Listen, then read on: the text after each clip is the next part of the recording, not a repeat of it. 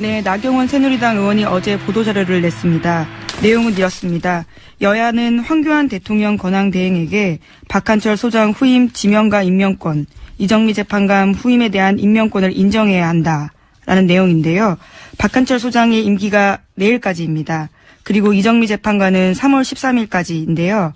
이에 대해서 헌재가 공석이 없어야 한다면서 위와 같이 밝힌 겁니다. 이거 참 뜬금없거든요. 네. 갑자기. 나경원,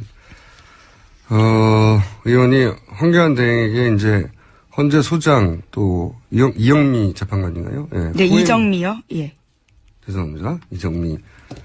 이름을 바꿨네요, 제가. 이정미 재판관의 후임을, 임명할 수 있도록 해달라는 거잖아요. 그렇죠. 네.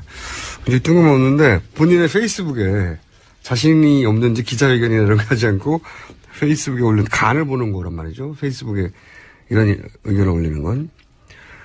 여러 가지 이유를 추정해 볼 수 있는데, 이거 주시 뉴스에 제가 보기에는 본인이 판사 출신이잖아요. 그렇죠. 그런데 이제 헌재에 불만이 있긴 있어요. 뭐냐면 정치적 이유로 헌재 소장이나 재판관 동의가 늦어지고 임명이 늦어진다. 이런 불만이 있거든요. 그러니까 이제 헌재 소원수리를 대행하는 거죠. 하나는. 근데 지금은 그런 거 따질 때가 아니잖아요.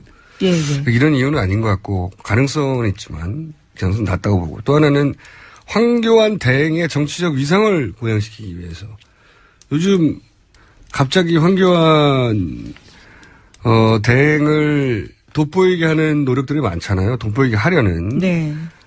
트럼프하고 전화한다고 한다는데. 예, 오늘 네. 오전 9시입니다. 예. 언론 열심히 그 기사를 내는 이유와 동일하죠. 하지만 트럼프 대통령 입장에 보자면 대행 그것도 2달도 안 되는데 대행할 수 있는 기간이 그런 통화를 진지하게 할 이유가 뭐가 있어요. 하지만 외교적으로는 아무 의미가 없지만 네. 이 황교안 대행이 보수 후보가 된다면 큰 의미가 있는 퍼포먼스가 되겠죠. 그런 이유일 수도 있다. 세 번째는 보수적인 헌재 소장과 재판관을 미리 알받게 하는. 네. 혹여 정권이 바뀔까봐. 이것까지 챙길 여력은 없을 것 같은데. 마지막으로는 탄핵.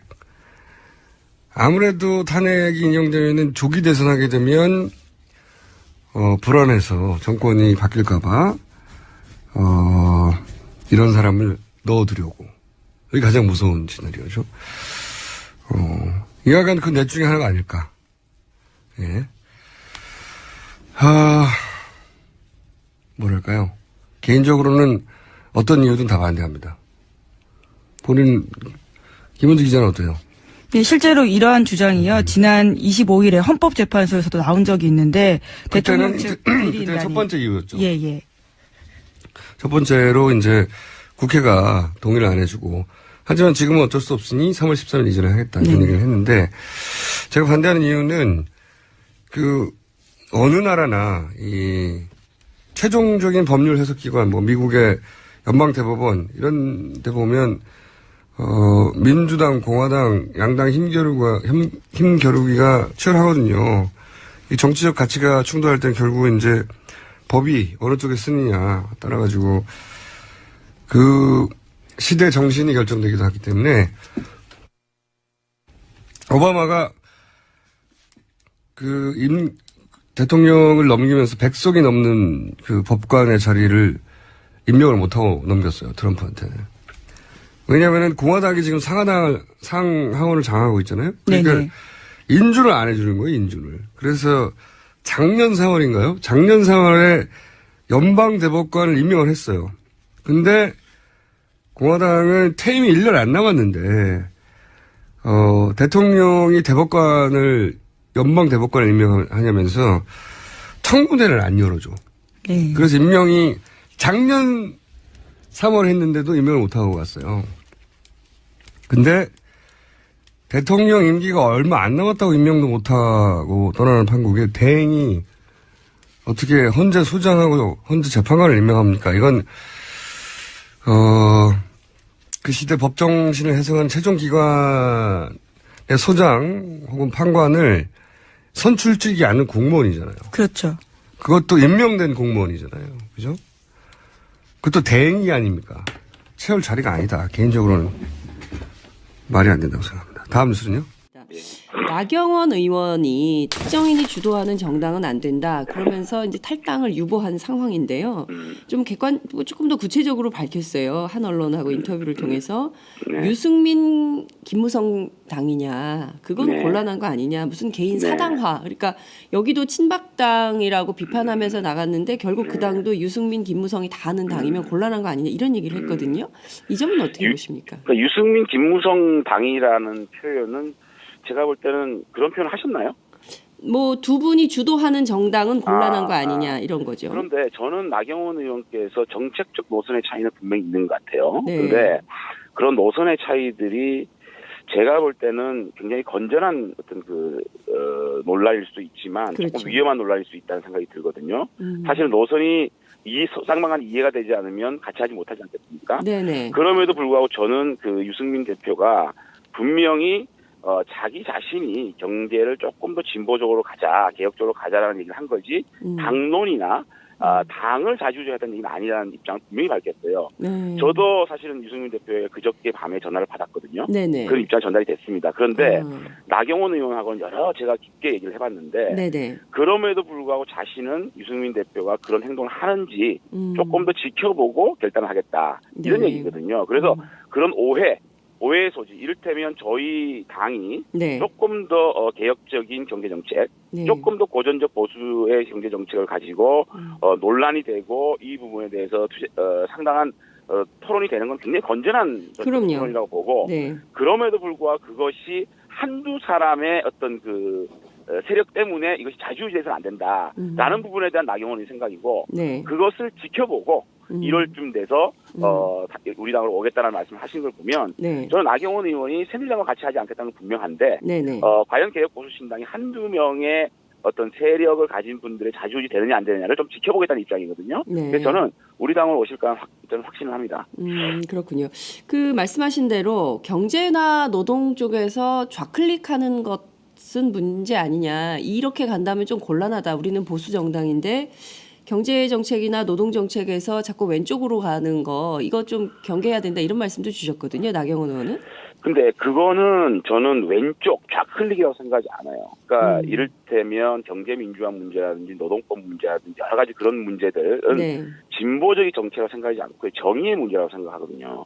저희들이 이념적 스펙트럼을 넓게 써야 된다는 얘기는 네. 사실상 우리들이 일반적으로 개혁적인 부분을 진보라고 생각하고 네. 조금 이렇게 뭘 기득권을 지키려고 하는 걸 보수라고 생각하는데 그런 게 아니고 네. 대한민국은 지금 이념 논쟁을 가지고 싸우기에는 너무 스펙트럼이 넓거든요. 그러니까 예. 그렇게 되면 이념 정당이 되어버려서 대중 정당으로 발돋움하기 굉장히 힘들어집니다. 네. 그렇기 때문에 네. 저는 과연 지금 이 시대 과연 정의로운 것이 뭐냐. 지금은 우리 국민들이 양극화 문제라든지 대기업의 전횡 문제라든지 이런 것들이 굉장히 심각한 상황이거든요. 사실은. 네. 그런 부분에 경제의 정의를 바로 세운다는 차원에서 어떤 경제민주화 부분 이런 걸 강화하는 것이지 이것이 진보적이다 보수적이다는 논란이 아닌 것 같아요. 그래서 그 부분은 나경원 의원께서 인정을 좀 하는 부분이라고 생각이 들고 나경원 의원이 하는 얘기는 그러한 여러 가지 어떤 정책의 방향성에 대해서 한두 명이 좌우되는 것은 안 된다. 패권 정당에 대해서 안 된다라는 문제의식인 것 같습니다. 그렇군요. 그런 부분은 자연스럽게 네. 이 시대가 요구하는 경제정의, 사회정의, 정치정의 이런 정의의 가치 속에서 우리가 한 묶음이 충분히 될 수 있다. 저는 녹여낼 수 있다고 생각합니다. 그렇군요. 그리고 지금 중요한 건 진보 보수냐 이게 중요한 것이 아니라 이제 더 이상 이렇게 부정부패, 정경유착 이거 뛰어넘는 새로운 정의로운 대한민국을 좀 만들었으면 좋겠다라는 것이 광장의 요구이기도 하기 때문에 이 정의의 관점에서 풀면 문제될 것은 없는 것 같다 이런 말씀도 주셨습니다. 예, 사실은 저희 보수의 가치 중에 네. 가장 중요한 가치가 저는 책임이라고 보거든요. 맞습니다. 지금 사실은 새누리당을 주도하고 있는 세력들이 이 정부가 이렇게 오고 우리 보수가 이렇게 괴멸되는 데한 책임이 있지 않습니까? 네. 그 부분에는 책임을 안 진다는 문제의식이고 두 번째는 대한민국의 지금 정의가 무너진 겁니다. 네. 정의롭지 못하지 않습니까? 네. 이런 모든 신성한 권력들이 사인에게 이게 이양되고 그 사인이 또 부정부패를 저지르고 네. 이 정의를 바로 쓴다는 관점 하나하고 네. 또는 대한민국이 공정하지 못합니다. 지금 너무 어떤 특권, 편법, 특혜 이런 게 난무하는 대한민국이 되어버리지 않았습니까? 네. 그렇기 때문에 저희 보수의 가치입니다. 그건 정의와 또 공정과 또 책임이라는 거는 우리 보수의 아주 핵심적인 가치인데 네. 이게 무너져 버리기 때문에 보수를 지지하시는 분들이 새누리당을 등을 돌린 거거든요. 그 어떤 정의의 가치에서 우리 보수의 지지층을 흡수를 하고 네. 또 우리가 좀 더 따뜻하게 사회적인 약자라든지 또 좀 뒤처진 분들이라든지 좀 이렇게 힘들어하시는 분들을 좀 더 끌어안는 그런 모습을 보일 때 어떤 중도까지도 끌어안을 수 있을 때 네. 저희들은 상당히 대중정당이 되고 그 가치 속에서 보수 가치가 다시 세워진다고 저는 생각을 합니다. 네. 그 따뜻한 보수, 그러니까 사회적 약자에 대한 배려, 이런 것까지 포괄적으로 한다면 중도까지 포괄하는 정당으로, 대중정당으로 발돋움할 수 있을 거라고 봅니다. 결국은 지금 이 시대의 화두는 격차에서거든요. 대한민국이 점점 자유시장 경제에 피도 눈물도 없는 자유시장 경제 속에서 사실은 너무 가진 자들은 그것이 대물림되고 또 학벌까지 대물림되고 이런 상황에서 공정하지 못한 스타트 라인에서 우리 젊은이들이 있거든요. 거기에 대한 격차를 어떻게 해소할 것이냐. 이 부분에 대해서 우리가 고민을 하지 않을 수가 없는 상황이 왔는데 네. 그거를 저는 자클리라 생각하지 않는 거거든요. 그건 저는 정의의 관점에서 대한민국의 가장 큰 이슈인 양극화 해소. 그것이 또 청년 일자리로 나타날 것이고 이런 부분을 포용하고 끌어안는 정책으로 가야지만 네. 우리 국민들의 요구거든요. 네. 그걸 받아들이는 정당이 돼야 된다. 저는 이렇게 생각하는 거죠.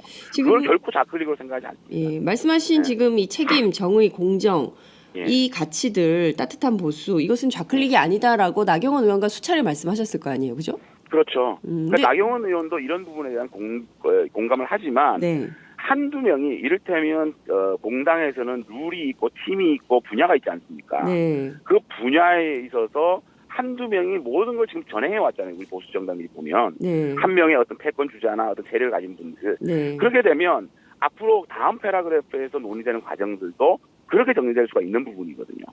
그런 것들을 어떤 시스템상의 문제 네. 또 그것이 무조건 정의라고 생각하는 다르다고 생각하는 그런 생각들 이런 것들에 대한 경계심을 저는 보여줍니다. 네, 알겠습니다. 보면서가 되겠죠. 그런 이유일 수도 있다.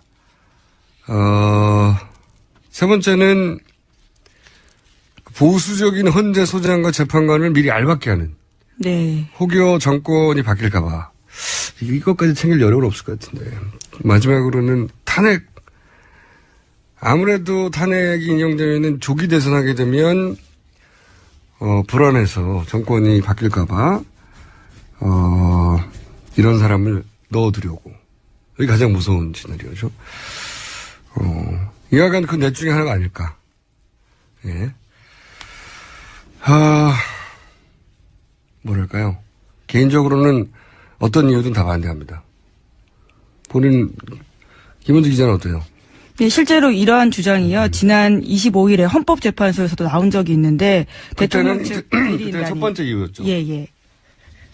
첫 번째로 이제 국회가 동의를 안 해주고 하지만 지금은 어쩔 수 없으니 3월 13일 이전에 하겠다 이런 얘기를 했는데 제가 반대하는 이유는 그 어느 나라나 이 최종적인 법률 해석기관 뭐 미국의 연방대법원 이런 데 보면 민주당, 공화당, 양당 힘겨루기가 치열하거든요. 이 정치적 가치가 충돌할 때는 결국 이제 법이 어느 쪽에 쓰느냐 따라가지고. 네, 나경원 새누리당 의원이 어제 보도자료를 냈습니다. 내용은 이렇습니다. 여야는 황교안 대통령 권한 대행에게 박한철 소장 후임 지명과 임명권, 이정미 재판관 후임에 대한 임명권을 인정해야 한다라는 내용인데요. 박한철 소장의 임기가 내일까지입니다. 그리고 이정미 재판관은 3월 13일까지인데요. 이에 대해서 헌재가 공석이 없어야 한다면서 위와 같이 밝힌 겁니다. 이거 참 뜬금없거든요. 네. 갑자기. 나경원, 의원이 황교안 대행에게 이제 헌재 소장 또 이영미 재판관인가요? 예. 네, 후임- 이정미요. 예. 죄송합니다. 이정미. 이름을 바꿨네요, 제가. 이정미 재판관의 후임을, 임명할 수 있도록 해달라는 거잖아요. 그렇죠. 네. 굉장히 뜬금없는데 본인의 페이스북에 자신이 없는지 기자회견이나 이런 거 하지 않고 페이스북에 올린 간을 보는 거란 말이죠. 페이스북에 이런 의견을 올리는 건. 여러 가지 이유를 추정해 볼 수 있는데, 이거 주시 뉴스에 제가 보기에는 본인이 판사 출신이잖아요. 그렇죠. 그런데 이제 헌재에 불만이 있긴 있어요. 뭐냐면 정치적 이유로 헌재 소장이나 재판관 동의가 늦어지고 임명이 늦어진다. 이런 불만이 있거든요. 그러니까 이제 헌재 소원 수리를 대행하는 거죠. 하나는. 근데 지금은 그런 거 따질 때가 아니잖아요. 예, 예. 이런 이유는 아닌 것 같고 가능성은 있지만 가능성은 낮다고 보고 또 하나는 황교안 대행의 정치적 위상을 고양시키기 위해서 요즘 갑자기 황교안 대행을 돋보이게 하는 노력들이 많잖아요. 돋보이게 하려는. 네. 트럼프하고 전화한다고 한다는데. 예, 오늘 네. 오전 9시입니다. 예. 언론이 열심히 그 기사를 내는 이유와 동일하죠. 하지만 트럼프 대통령 입장에 보자면 대행 그것도 2달도 안 되는데 대행할 수 있는 기간이. 그런 통화를 진지하게 할 이유가 뭐가 있어요. 하지만 외교적으로는 아무 의미가 없지만 네. 이 황교안 대행이 보수 후보가 된다면 큰 의미가 있는